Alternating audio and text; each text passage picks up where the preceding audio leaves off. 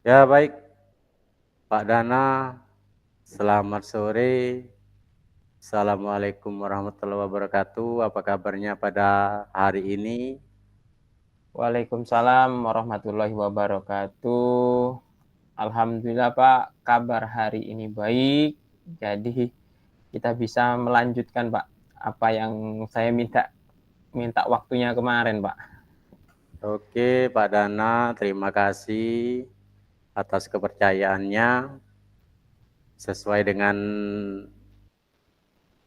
kesepakatan kita kemarin, alhamdulillah pada hari ini saya punya waktu dan bisa berbagi pengalaman antara Bapak dengan saya mengenai permasalahan yang Bapak temui pada proses pembelajaran yang Bapak laksanakan. Silakan Pak, apa masih kira-kira masalahnya?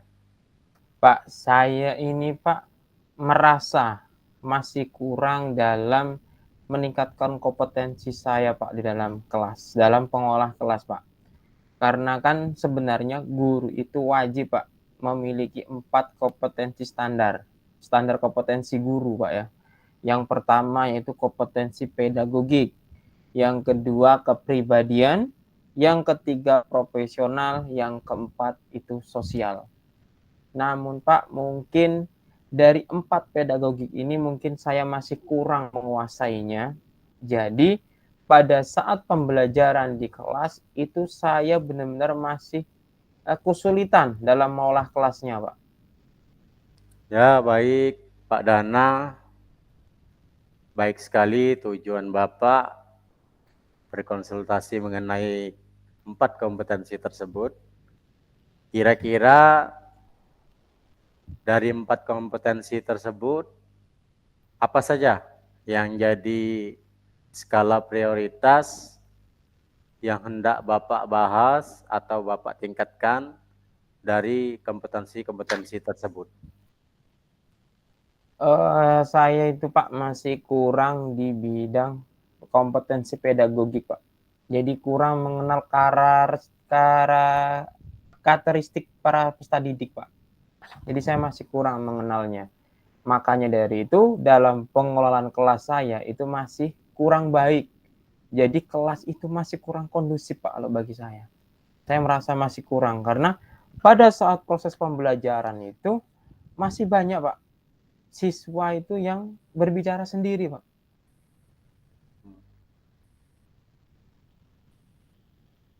Ya oke Pak, Pak Dana sangat baik sekali. Jadi Bapak sudah bercermin diri mengenai bagaimana menciptakan kelas yang kondusif dan menyenangkan bagi siswa. Jadi apa saja yang Bapak lakukan kira-kira tujuannya untuk menciptakan kelas yang kondusif dan menyenangkan bagi siswa tersebut, Pak? Kira-kira kiat-kiatnya apa saja bisa kita berbagi di sini, Pak? Silakan, Pak.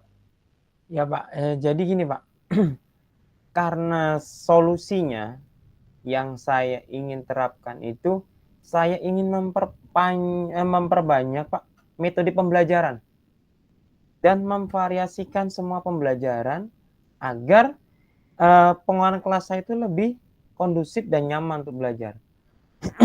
Jadi di sini Pak, eh, saya sudah banyak menerapkan metode pembelajaran.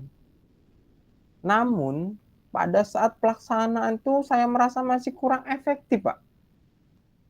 Nah itulah yang saya rasakan sekarang. Ya, baik Pak Dana.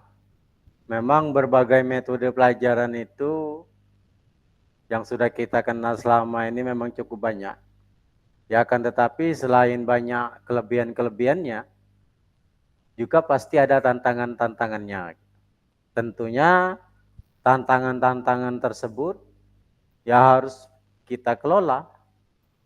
Kita kelola dengan efektif, dengan cara kita sendiri-sendiri, dan tentu saja bisa dilakukan juga berkolaborasi, dan dengan harapan untuk menjadikan tantangan tersebut sebagai modal, sebagai kekuatan dari diri kita untuk mencapai tujuan yang Bapak utarakan tadi, yaitu menciptakan kelas yang kondusif dan menyenangkan. Jadi mohon kira-kira tantangan apa saja yang Bapak temui dalam menerapkan metode pembelajaran tersebut. Jadi misalnya dispesifikkan metodenya metode apa, tantangannya bagaimana, mungkin bisa kita diskusikan di sini, Pak. Jadi gini Pak, tantangan yang saya hadapi nih Pak, benar-benar sulit, itu pada saat pembelajaran berlangsung Pak. Itu ada siswa yang berbicara. Karena emang kondisi kelas yang saya ajarkan ini, itu rata-rata perempuan. Karena laki-lakinya cuma sedikit Pak. Jadi laki-laki emang cuma ada 8 dari 25 siswa. Jadi hampir 70% itu perempuan, Pak. Jadi pada saat proses pembelajaran itu, pasti orang yang paling belakang, emang anak ini hobi berbicara, hobi bercerita, hobi bermain. Jadi pada saat pembelajaran dia selalu bercerita. Yang diceritakan itu bukan pembelajaran pada saat itu, Pak. Tapi masih di luar pembelajaran. Jadi menceritakan apa yang kita lakukan tadi di luar sekolah. Nah, disitulah Pak. Jadi kadang saya tidak menggunakan metode pembelajaran ceramah, saya mengaktifkan anak untuk lebih aktif. Jadi, anak lebih aktif dari video pembelajaran yang materi saya kerjakan itu, kalian membuat resume atau merefleksikan apa yang kamu dapat hari ini. Nah, setelah dapat refleksi hari ini, anak yang berbicara tadi bisa Pak menerima. Bagus, refleksinya bagus. Tapi dia kelebihan dia itu emang suka berbicara pada saat kita sebagai guru menjelaskan. Apa mungkin metode yang saya ambil mungkin kurang tepat untuk anak tersebut, tapi untuk anak yang lain mungkin tepat. Nah, jadi mungkin ke depannya saya akan memvariasi dulu metodenya itu seperti apa yang cocok untuk anak tersebut dan anak yang lainnya. Jadi semuanya menjadi kompleks. Itu sih Pak yang Ya, baik. ingin. Baik Pak Danang, terima kasih. Jadi kompleksitas masalah itu mengenai siswa yang memang hobi berbicara. Tapi ya tentunya kita ketahui juga Pak Dana, pada setiap pembelajaran yang seperti itu pasti muncul. Bisa peristiwa itu insidental, bisa juga kebiasaan, dan bisa juga berlangsung karena situasi dan kondisi atau keadaan. Jadi untuk mengidentifikasi permasalahan tersebut, kira-kira Pak, kira-kira strategi apa yang tepat yang Bapak siapkan atau Bapak butuhkan untuk mengendalikan siswa yang suka berbicara pada saat pelajaran itu berlangsung? Apa Ya saja Pak ya, strateginya? Ya mungkin silakan. strategi Pak yang saya terapkan ini strategi bagaimana anak itu fokus. Mungkin bisa saya selingin dengan ice breaking. Mungkin dengan cara ice breaking ini pada saat kita lihat situasi dan kondisi Pak ya, kondisi di kelas pada saat pembelajaran ternyata ada anak yang berbicara sendiri nih pada temannya. Mungkin kita stop dulu nih pembelajarannya. Kita melakukan ice breaking dulu. Biar anak tersebut mungkin bisa fokus, Pak. Nah, mungkin dengan cara ice breaking yang menarik pada anak untuk melatih fokusnya anak, mungkin anak pada saat kembali ke pembelajaran itu mungkin bisa menerima, Pak. Mungkin anak itu bisa mengikuti dengan baik. Dan juga kita juga harus belajar memahami penyebab anak tersebut seperti apa, kenapa dia berbicara. Dan saya juga akan menerapkan kenapa sih anak itu susah banget menerima pembelajaran dari saya. Apa yang salah saya sampaikan? Apakah cara pengajaran saya mungkin? apakah dengan metode saya itu tidak sesuai yang dia inginkan. Dan kita harus menarik perhatian anak tersebut, Pak, supaya anak tersebut lebih tertarik kepada kita. Mungkin dengan cara kita sering panggil anak tersebut. Apabila kita selesai menyampaikan materi, sebut anak tersebut untuk merefleksikan atau bertanya. Kalau emang tidak ada pertanyaan, saya sebagai guru, saya akan menanyakan kepada anak tersebut. Biar anak itu mendapat perhatian lebih. Jadi kita bisa menarik perhatian anak. Mungkin itu sih, Pak, strategi yang akan saya terapkan ke depannya. Oh iya, baik sekali Pak Dana. Sebagai seorang pendidik memang siokianya kita mengetahui lebih jauh tentang pemahaman dari anak yang kita didik dan strategi apa saja yang bisa menarik perhatian mereka. Tapi ini sekedar kita bertukar pikiran saja, Pak. Mungkin barangkali ke depannya bisa juga diterapkan selain ice breaking itu teknik mindfulness gitu, Pak. Jadi kesadaran penuh dengan teknik stop bisa Bapak dan saya juga lakukan untuk bagaimana caranya supaya anak yang suka berbicara tadi kembali terfokus pada materi tersebut gitu. Itu mungkin salah satu saran yang bisa kita laksanakan dan bisa juga kita gali informasi-informasi yang lain, Pak. Jadi memang saya kira tidak ada salahnya kalau kita mencoba berbagai strategi yang Bapak lakukan tadi.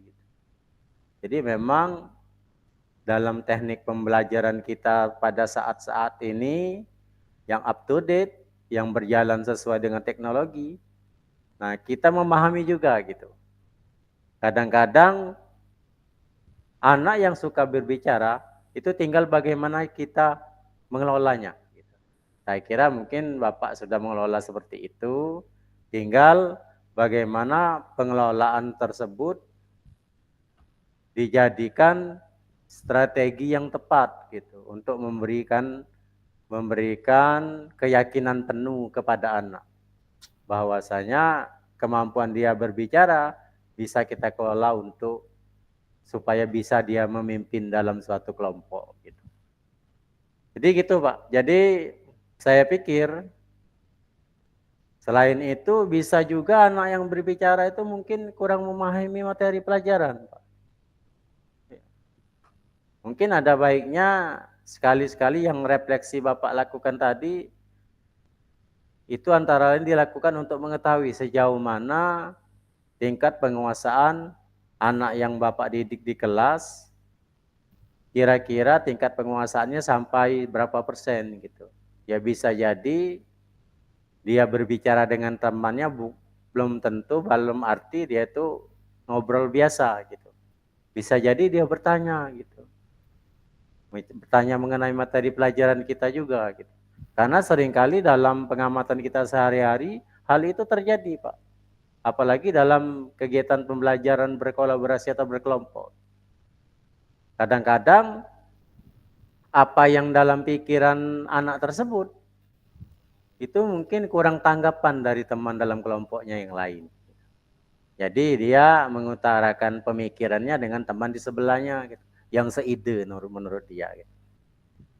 Jadi jika demikian perlu juga kira-kira Pak dari penjelasan Bapak lebih lanjut tadi untuk menarik perhatian siswa dan juga penerapan metode pembelajaran yang lebih bervariasi.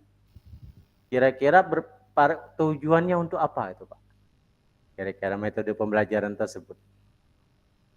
Ya Pak, tujuannya itu Pak agar kita tuh bisa memberikan penguatan positif kepada siswa Pak. Jadi dengan penguatan yang positif pada siswa, agar siswa itu mengurangi Pak, minimal kita meminimalisir berbicara dalam kelas pada saat pembelajaran berlangsung.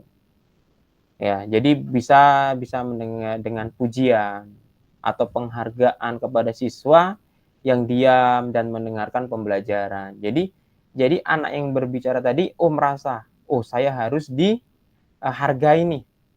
Biar saya mendapat penghargaan nih dari Bapak.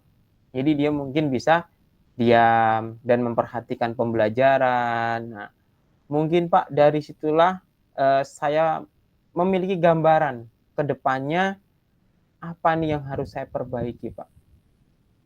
Nah, mungkin dari sinilah Pak, eee fungsi atau tujuan kita berkolaborasi karena kita sama-sama tujuan yang sama, Pak, untuk meningkatkan pembelajaran yang, eee, membahagiakan anak seperti yang dituntut oleh Ki Hajar Dewantara. Iya. Nah, jadi itulah Pak gambaran saya, Pak. Nah, kira-kira Pak, dalam pembelajaran di kelas tersebut, apakah pelaksanaan pembelajaran tersebut sudah sudah dilaksanakan di kelas sebelumnya? Sudah Pak, kemarin sudah saya coba, kan kemarin saya menghubungi Bapak lewat WA itu, dan kemudian karena Bapak, waktunya adanya hari ini, jadi saya terapkan dulu nih, pagi tadi saya menerapkan, coba saya menggunakan apa yang saya utarakan tadi, Pak. Dan alhamdulillah, Pak, dengan seperti itu, anak tersebut mengurangi, Pak, mengurangi, dia berbicara dalam kelas. Dan kemudian anak tersebut saya pindahkan tempat duduknya, Pak. Kemarin dia di belakang, jadi 2 orang itu kan dengan duduk yang sama, jadi saya pisahkan satu di depan kanan, yang satu di depan kiri, dengan barisan yang berbeda. Dan alhamdulillah dengan seperti itu, proses pembelajaran sudah tercapai apa yang saya harapkan, Pak. Makanya dengan saya berkolaborasi dengan Bapak ini, mendapat solusinya. Dan ternyata solusi yang saya, utarakan ke Bapak itu sama yang Bapak inginkan ke saya. Nah itu, Pak. Iya. Oh ya, baik sekali Pak Dana dalam pembelajaran tersebut. Artinya kiat-kiat Pak Dana sudah berhasil gitu Pak. Antara lain dengan strategi pembelajaran yang bervariasi, terus menyesuaikan situasi dan kondisi, yaitu memindahkan tempat duduk anak. Ya hal itu bisa kita jadikan acuan juga Pak. Karena memang dalam kehidupan sehari-hari, anak-anak itu kadang-kadang punya keterbatasan. Gitu. Ada yang punya keterbatasan visual, misalnya penglihatan Pak. Bisa jadi dia tidak terfokus karena tak jauh tempat duduknya di belakang, penglihatannya ke depan kurang jelas. Gitu. Bisa juga anak tersebut punya keterbatasan audio, Pak, jadi pendengaran. Nah, bisa jadi anak tersebut karena pendengarannya kurang, jadi dia dianggap kurang memahami materi, karena kurang tertarik, itu bisa situasional gitu. Nah, bisa juga anak tersebut memang menginginkan hal-hal yang lebih, gitu, yang diharapkan dari kita sebagai pendidik. Dia ingin dilibatkan secara langsung, ya seperti tipe kinestetik. Jadi anak-anak tersebut ingin terlibat langsung dalam pembelajaran.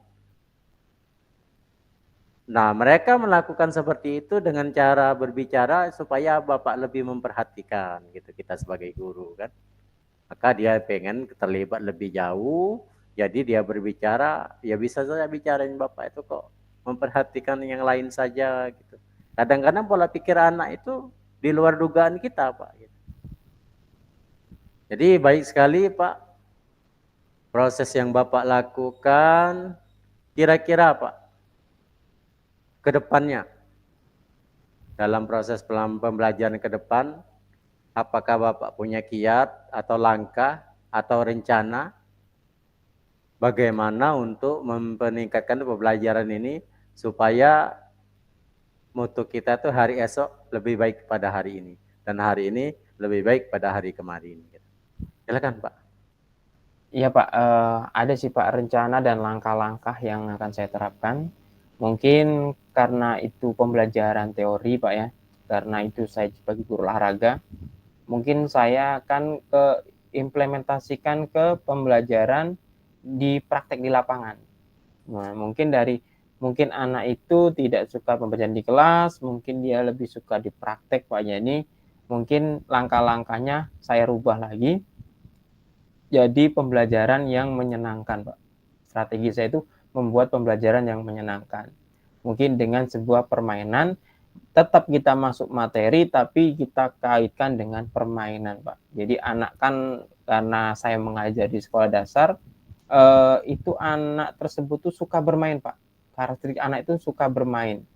Jadi kita buat pembelajaran yang menyenangkan dengan metode sebuah permainan.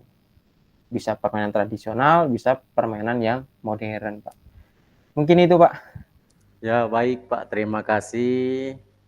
Saya berterima kasih atas kerjasamanya kita pada hari ini, dan harapan saya ya ke depannya Bapak tidak segan-segan untuk mengajak diskusi, karena seperti bola salju yang mengalir dari atas pegunungan, semakin ke bawah semakin besar, dan saya juga mendapatkan informasi yang lebih, Pak. Ya, Nanti Pak. bisa saya imbaskan dan juga bisa saya terapkan pada pembelajaran saya untuk kedepannya. Terima kasih Pak atas kerjasamanya. Saya kira mungkin cukup Pak Pak, pertemuan kita sama-sama, pada Pak. hari ini. Nanti di lain waktu bisa kita lanjutkan lagi. Mudah-mudahan harapan kita ke depan, pendidikan kita nih jauh lebih baik dan mampu menguasai sesuai dengan zamannya. Iya, Pak. Demikianlah Pak. Ya, Sama-sama, Pak. ya. Baik Pak, langkah berikutnya adalah Bapak memberikan Review, Pak, ya. ya review. Jadi memberikan refleksi dari posisi saya sebagai coach tadi Pak. Silakan Pak. Jadi Pak, saya mereview tentang kegiatan hari ini, Pak. Pak Zen itu sebagai coach itu sangat baik, Pak. Bapak tidak memberikan solusi, tapi Bapak memancing biar coaching itu memberikan solusi sendiri dari permasalahannya. Nah, karena tujuan kita coaching ini itu emang seperti itu, Pak. Dan Pak Zen sudah menerapkan semuanya sesuai dengan alur tirta. Jadi tujuannya apa, mengidentifikasi, kemudian bertanggung jawab, aksinya seperti apa. Nah, jadi itulah Pak. Menurut saya Bapak itu sebagai coach itu sangat baik dan mudah dipahami cara penyampaiannya. Nah, mungkin itu Pak review Ya dari saya. baik Pak Dana, terima kasih. Mungkin ya pertemuan sesi 1 ini kita akhiri. Kita stop dulu Pak ya. Ya Pak, ya Pak. Stop dulu.